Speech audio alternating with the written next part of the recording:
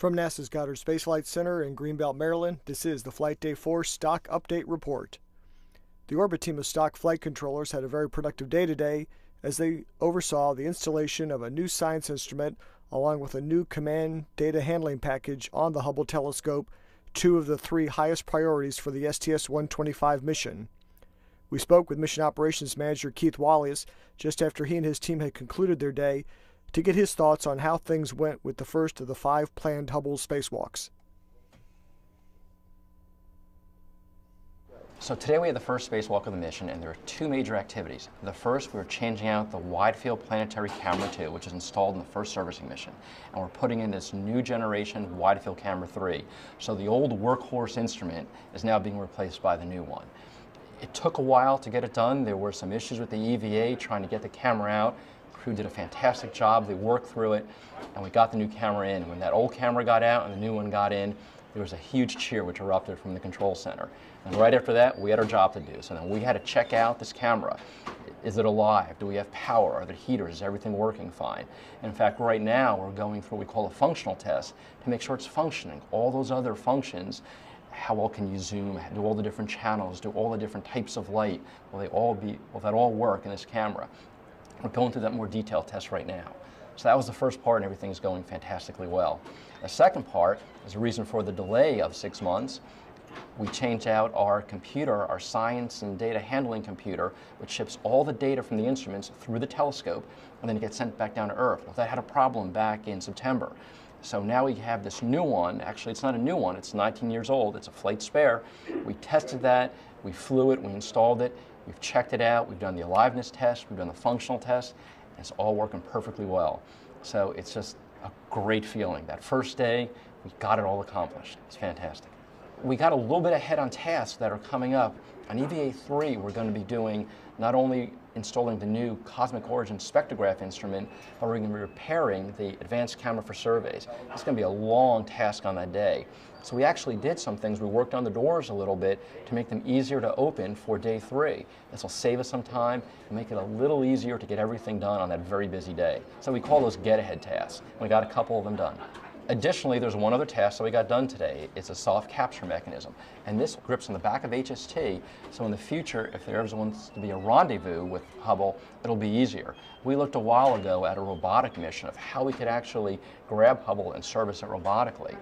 And one of the biggest problems we saw a few years ago was trying to actually grasp Hubble, because Hubble was built to be grasped by a shuttle with an arm, not by a remote satellite.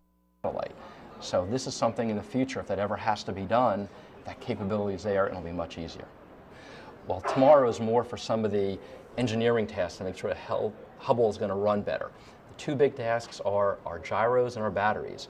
Our batteries, these are the original batteries from 19 years old. And just like any other battery, the battery in your car, batteries run down over time. Still working fine, but they're running down. So we're going to install a new set of batteries, which will give us an extended life with Hubble for these. So we shouldn't have any worries about the batteries in the future. The other are the gyros. We have 6 gyros on board, and these gyros, they start to fail, they break over time. We last changed them out in 1999. There were 6 gyros. We now have 3 working. We nominally operate with just 2 gyros at a time, but we want to have 6, so in case any break, we can still operate. So we're going to take all the old 6 ones out and put in a brand new set of 6. It should give us a long life.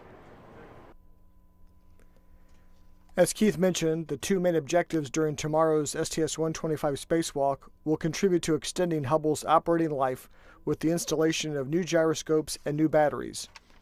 After leaving the airlock and completing their initial payload-based setup work, astronauts Mike Massimino and Mike Good will first focus their attention on replacing all 6 of Hubble's gyroscopes, which are needed to point the spacecraft. Hubble has 6 gyros in total, and over time they wear out. We're down to 3 working gyros, but we're only using 2. We're keeping 1 in spare. And in the next servicing mission, we're going to replace all the gyros so that we have full gyro capability for years to come. Well, we have 6 gyros, and what we do is we package 2 of them into a box with a handle. It's not an easy task to replace these rate sensor units, these 3 boxes. The star trackers have these long tubes on them called sunshades. So when the astronauts have to replace the gyros. They have to sort of wedge themselves into this very small area without touching these sunshades.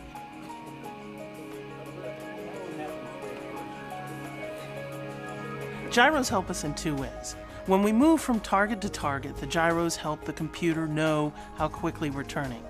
Once we get locked in on a target, those gyros help us steady the vehicle so that we can collect all that scientific data and get those great pictures.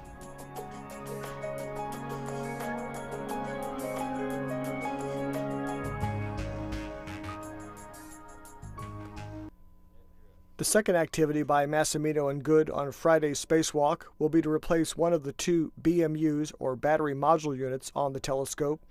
The telescope has two battery module units, each containing three 125-pound nickel-hydrogen batteries. These batteries provide all the electrical power to support Hubble operations during the night portion of its orbit.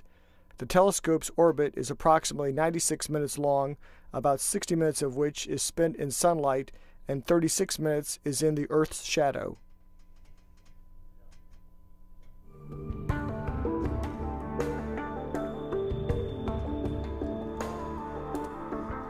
The batteries we're operating on are the original batteries that were launched with the observatory in 1990. The design lifespan was 5 years, so these batteries are operating well past what they were designed for. It's time to change them out. We are losing capacity.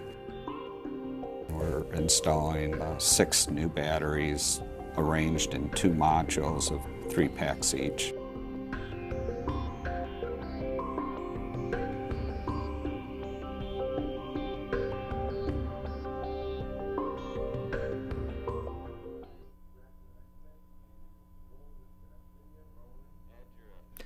So it's 1 down and 4 to go with the 5 spacewalks that are planned for the mission that will extend the telescope's life and increase its observation capabilities. We will now return to the Johnson Space Center. Coming up next on NASA TV, the first airing of the Flight Day 4 highlights package at 9 p.m. Eastern, 8 p.m. Central Time.